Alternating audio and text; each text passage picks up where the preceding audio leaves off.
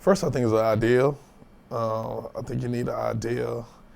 Secondly, I think you need to have a plan. You need to have a plan and a vision, because it's hard to convince other people to use your services if you're not really comfortable and convinced that these services that you have is something that's for everyone else. I think knowledge of whatever you're going into, and most definitely professionalism. The thing that's exciting is getting out and selling something and doing something. So it's kind of a broad answer, but the thing you got to do is get your first customer. And that's what I always focus on. How do I get money coming in and start servicing customers? And once I do that, then I've got something real. But I look for things that I can do that people need, and things that I can do that I actually like to do that other people don't like to do. I like working with my hands. I like being outside. I like physically moving.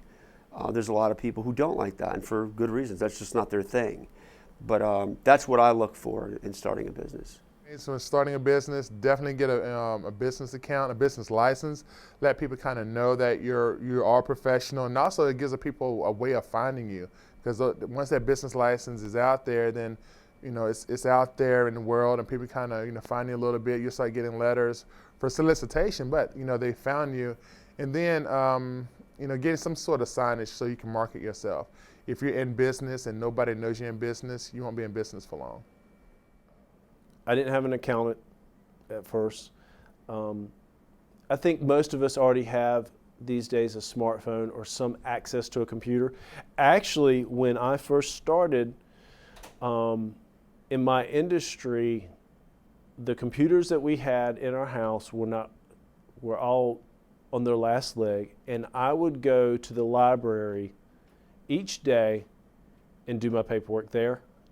And thank God the local library had a scanner, and I could scan it in and send it in. But you had to have forms of communication. That's the most important. You had to be able to communicate. So a basic cell phone, a basic cell phone is probably best, but if you have a landline, that's fine too. But a way to constantly be able to check messages and communicate well. And there's resources out there. I mean, we survived before computers and smartphones. You can do it again. We live in a world that you can say, hi, my name is Frank Smith, and I'm going to open a business called Rudy Tooty Fresh and Fruity, and booyah, you're in business. It's just that simple. That's the wonderful thing about capitalism. And then you work from your Social Security number. However, we do recommend that you go to your local county and you register your business, so that way you are setting up your legal platform. You're building your base on who you are. And then at some point in time, you want to do the next step, and that's to become at least a limited liability corporation, so that you have some protection against yourself.